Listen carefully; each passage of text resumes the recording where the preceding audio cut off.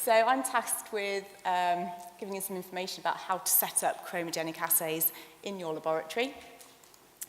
That's my disclosure. So we've heard from our two previous speakers that there are some benefits of running a chromogenic assay compared to a one-stage assay. We see an increased sensitivity at low concentrations of factor VIII. You can modify some of the kits to enable an increased sensitivity. There's less interference with substances such as lupus anticoagulant, some of the heparins, less interference with hemolysis, icterus, and so on. We know that chromogenic assays can monitor standard half-life treatments adequately.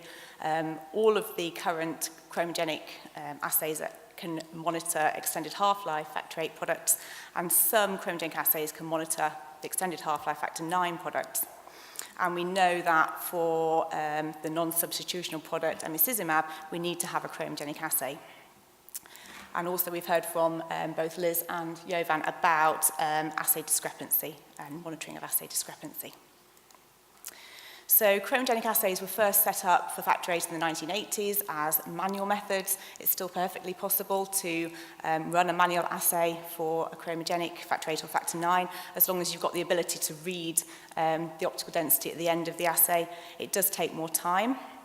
Manufacturers, a lot of them will support the use of a chromogenic assay with specific protocols, applications for their particular analyzer, although for chromogenic factor IX assays, these are less well established.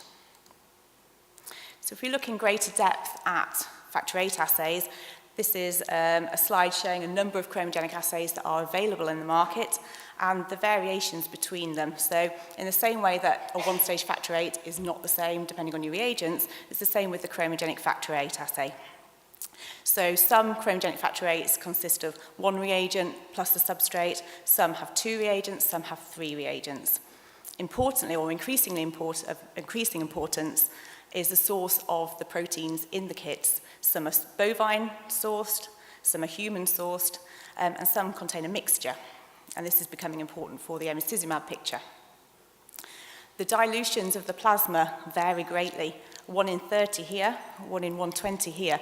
So this will affect how sensitive the assay is to interference by, for example, by lupus.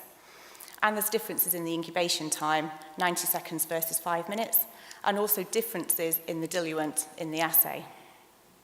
Some manufacturers will recommend running a different protocol, a different calibration curve for low levels of factor VIII.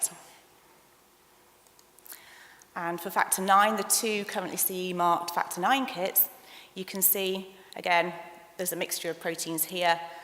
This is human-based. Slight differences in the plasma dilution, but a vast difference in the incubation time of the assay.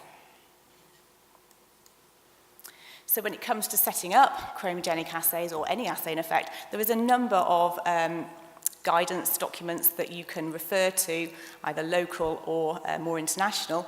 For the UK, we have to rely on the ISO 15189 standards. So some of the next few slides I'm going to talk about will refer to both of these two publications. So when we're looking at validation and verification, there are a number of things we need to consider. This isn't by any means an exhaustive list because I just haven't got time to go into all the different things you can consider. But generally, you're looking at the precision of the assay, the accuracy, sensitivity, linearity, QC, reference ranges, and possibly a method comparison. So it can be useful to have a checklist so you don't forget something, because there's quite a lot to remember. And this is an example of something that we would use in Sheffield.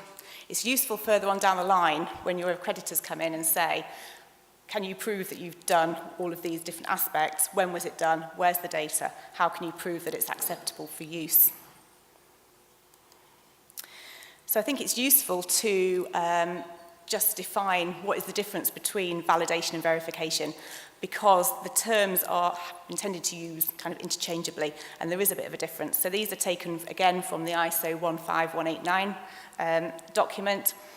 Validation tends to be performed by the manufacturer. It's a very in-depth, extensive piece of work looking at all different aspects of that particular assay. So the only time this would be performed in a local laboratory is if you're using a non-standard method, so a home brew assay, an in-house method, or if you were modifying a kit against manufacturer's recommendations. So if you were changing the incubation time, for example, or changing the plasma dilution. Or if you're using a standard method in the correct way, the recommended way, but against the scope of the assay. So generally, labs will be performing a verification. So this is an evaluation to prove that the manufacturer's claims can be reproduced within your own laboratory. So it's as extensive as necessary, and it will result in you using the kit exactly as the manufacturer recommends. So I'm going to show the next few slides some of the things to consider when setting up an assay. So you've reconstituted your reagent, you've got your application on board. The first thing you're going to do is run a calibration curve. So it's recommended that this is at least a 6-point assay, and the dilution should span your range of interest. So if you are only going to be measuring post-treatment levels, you're not going to worry too much about your lower levels, your lower activities. And conversely, if you're only going to measure trough levels, you're not really that interested in calibration points at the higher end. The calibrator, the reference, the standard plasma should be traceable to current international standards for factor VIII or factor IX in human plasma.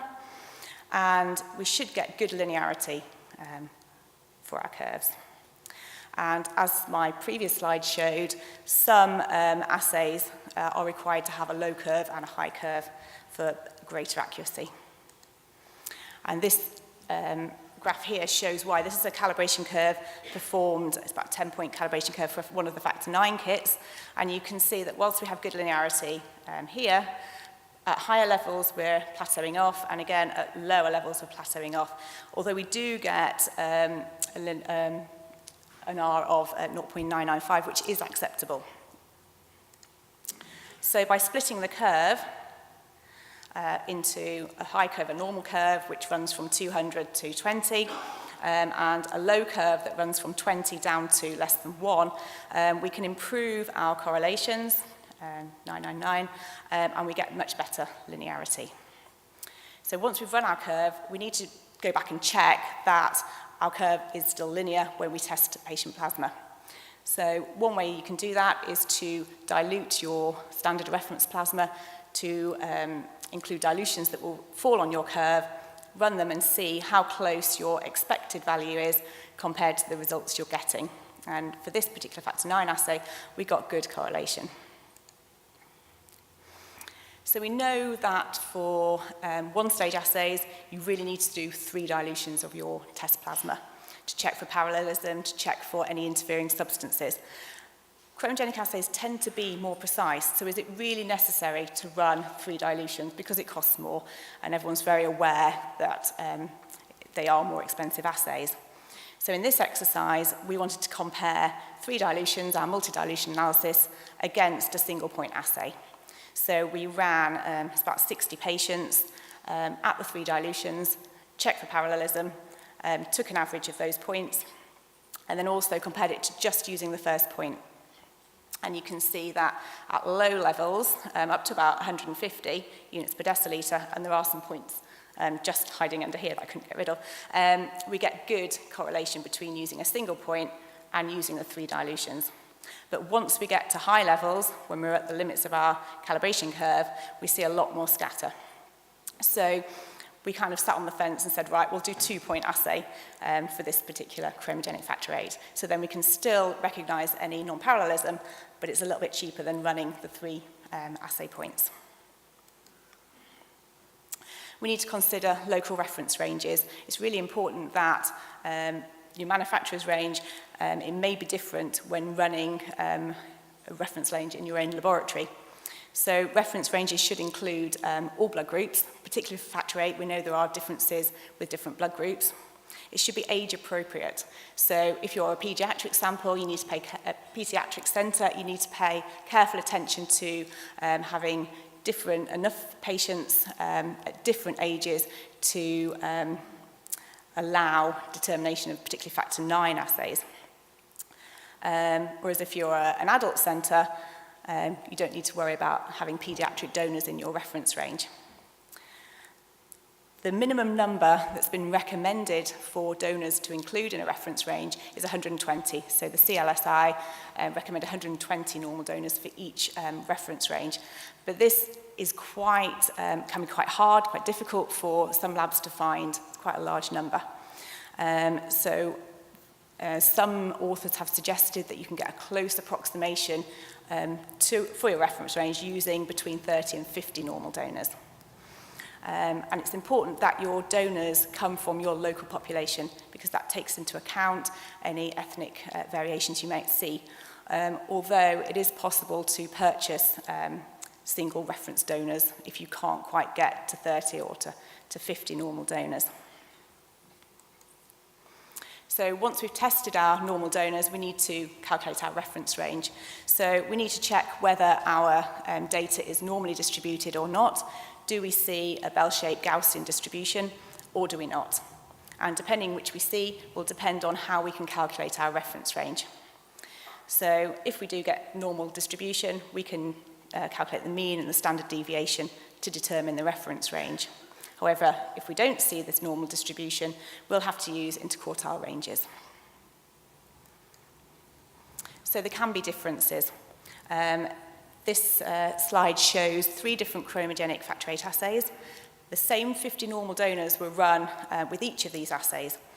The ranges it's in units per mil, but the lines in red is the literature recommended range of 50 to 150 that you read everywhere. The bars in grey are the specific manufacturer's reference ranges, and you can see immediately there is quite a lot of difference in some of these assays.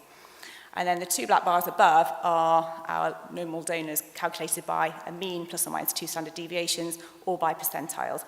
Because each of these were normally distributed, that's why there's not much difference. But you can see the importance of, even if you can't produce your own local reference range, you really should be using a manufacturer's range rather than the literature range. So once we have our curve, we need to know how low can we go? What is the limit of the detection of the assay? We know that in the laboratory, if we run samples of the kit buffer, we will obtain some optical density, and depending on how your curve is set, you may get some apparent activity, even in a sample that you know can't possibly have any factor VIII or factor IX activity. To determine the limit of blank, you take a number of measurements of the blank, and you can apply a calculation to determine what the limit is. It's important to recognise that there may be some variations between different lots of your reagent and also different lots of your calibrator. So in this graph here, we can see that at the same optical density, there is a big difference in the blank values we're getting from 0.2 to 0.5 units per deciliter, and that's a result of a change in calibrator lot. So what you'll find is for quite a lot of the verification you're doing is you may need to redo things with lot changes of your reagents. We know that very, very low levels of factor are very difficult to determine. There are levels at which most of the time you will detect activity, but on occasion this will fall into a blank time, and this is the limit of detection of your assay. And again, this can be determined using a set number of very low level samples. And you can see you do get some overlap between the limit of detection and the limit of blank. Probably the more important limit to calculate is the limit of quantification, so the lower limit of your assay, below which you wouldn't report the activity. You'd say it's less than whatever the limit of your quantification is. And this is the concentration that you can be confident that you are precisely and accurately determining each time. So the limit of quantification and the limit of detection may be the same, or the limit of quantification may be much higher. And you can see there's no overlap with the blank for the limit of quantification. Again, you can test a number of low concentration samples and apply a calculation, or some authors suggest that if you determine the limit of detection, you can multiply up a number of fold to get your limit of quantification. So looking at accuracy and precision, accuracy is how close your result is to what you're expecting to get, to what the true result is. And precision is how reproducible your tests are. So we know that we can have low accuracy and low precision, we can have low accuracy and high precision and vice versa, and what we'd like to have is high accuracy and high precision. So accuracy can be determined by performing a method comparison. The CLSI recommend using at least 40 patient samples, using a range of concentrations that span your calibration, your measuring range. So it's important that these patients are at baseline because we know that different treatments have measured differently with the one stage and the chromogenic assay, and also between different chromogenic assays. It's important to try and avoid patients with known discrepancy. If this is the first time you're trialling a chromogenic factor VIII assay, you might actually find patients with discrepancy you didn't know had the discrepancy. So you're comparing what you know against what you're looking at and seeing how close the values are. When we look at precision, or more correctly, imprecision of the assay, there are two areas to look at. We want to know how different is the assay over a period of time. So this will take into account variations in your analyzer, in different staff performing the assay, and so on. And there are some guidance saying you should use 2 levels of QC, using 3 replicates on 5 days. In our lab, we tend to run 20 samples over a number of weeks and calculate it that way. You also want to know how close your results are within a single run. You'd hope not to get much variation at all if you're running in a single run, but sometimes you do. So intra-assay or within-run variation can be calculated by running a number of samples in the same run on the same day using the same set of reagents. And then the coefficient of variation can be calculated by the mean and the standard deviation. And for hemostasis assays, you should be able to achieve less than 10% for both of these two measurements. And in practice, for chromogenic assays, you tend to get at least 5% or less, should be easily achievable. So here we have one of our internal QC samples for a chromogenic 8, run over a period of months, and we can see that our inter-assay variation is about 3%, and within-run variation is 1.2, so we're quite happy with that. We need to consider quality control. It's recommended that you run 2 levels of quality control with each of your patient runs. One should be normal and one should be pathological. Ideally, your abnormal sample should run at the clinical decision point, which is at the bottom of the reference range. In practice, most commercial pathological QCs run about 30 units per deciliter. It's a bit lower than that. Although if you are using a kit that has a low calibration curve, a low protocol, you can get some specific QC that run about 10 units per deciliter. So they might be more useful rather than using a 30 unit per deciliter. So the quality control samples are testing that your instrument, your reagents, the method you've set up and the way you're performing it all are working correctly. We also may need to, or we should look at external quality assurance schemes, of which there's a number around the world, because this will give you confidence that the results you are reporting are very close to other people using your particular reagent set or other labs in your local area. And it can also highlight any differences either between people using your kit or if you have any problems in your laboratory with your results.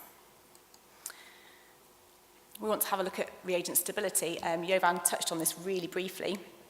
We know that for this particular chromogenic factor IX assay, it's recommended by the manufacturer that the reagents are stable for 3 days post-reconstitution in the fridge. So we wanted to see, is it really 3 days? Can we extend it a bit longer? How long are they really stable for? So what we did was reconstitute a kit, run a calibration, or run the low and the high calibration curves, and run them daily for a week. Because this ran over a weekend, we couldn't do day 6 because the person that was on call wouldn't do the test for us, but it's nearly complete data. And I think what you can see is, at least until day 4, we get very little variation between the low and the high curves. But by the time we're getting to day 5 and day 7, we're getting a little bit of drift out on the assay. But when you look at the standard deviation between the points on each of the curves, we get very little variation altogether. So we actually said, okay, we know we're supposed to use it for only 3 days, but we know 4 days is absolutely fine. We've proved it locally under our local conditions, so we'll use it for 4 days, and we've seen no problems at all. Again, Jovan briefly touched on the cost. One of the major perceived drawbacks for the chromogenic assay is it's expensive. And yes, it is more expensive than one-stage assays, slightly for some, but you can, with careful reagent management, reduce the costs. So this paper looked at a computer-based model to try and work out how to save money with chromogenic assays. So I'm going to show you a couple of graphs from the paper. The top graph here is a factor VIII assay. The black bars are the one-stage assay for factor VIII, and the open bars are one of the chromogenic factor VIII assays. And down here we've got factor IX, so one-stage factor IX and chromogenic factor IX. And the numbers that you can see are the price in pounds of the particular assay. So we know that if you buy a kit, test one patient, don't use the rest of the kit, it's going to be more expensive. But if you test more patients, if you batch test your patients, you can reduce the cost. It's not so obvious in the chromogenic factor VIII assay. We have a difference with one sample at £20 versus £17, so it's the same. But for the chromogenic factor IX, I think you can see there's a massive decrease in price. So initially, the chromogenic factor IX is almost 5 times the price of a one-stage assay. But if you batch test, you can see it comes down to by about a quarter of the original cost. So it does save quite a lot of money. The other way to save money is to freeze your reagents. So both, as Jovan showed, both of the chromogenic factor IX kits the reagents can be frozen, and 2 or 3 of the chromogenic factor VIII kits, the reagents can be frozen. So you reconstitute your kit, you divide your reagents into a number of aliquots and freeze them, and then you just remove those aliquots from the freezer when you want to test your patients. And again, for factor VIII and for factor IX, depending on how many aliquots you divide your kit into, you can significantly reduce the cost of your chromogenic factor VIII and factor IX assays, factor IX particularly by about a quarter. So to summarise, we know that we need to test, we need to have available chromogenic assays for both factor VIII and factor IX. I've shown you hopefully that there are advantages of testing the chromogenic assay over the one stage. In my centre, we now run a chromogenic factor VIII routinely, and we only run a one-stage assay for diagnosis of mild haemophilia A to check for discrepancy. The verification process is a continuous. New lots of reagents that may have changed, manufacturers might have altered something, so you need to keep checking that the conditions in your lab are still matching what the manufacturer claims. Although it can seem quite onerous and there's a lot of things to consider, you do get into the swing quite easily. So with careful reagent management, you can significantly reduce the costs of the chromogenic assay. There's also a little bit of guidance in the WFH laboratory manual, particularly for quality control and for reference ranges. So with that, I'd like to thank you for your attention.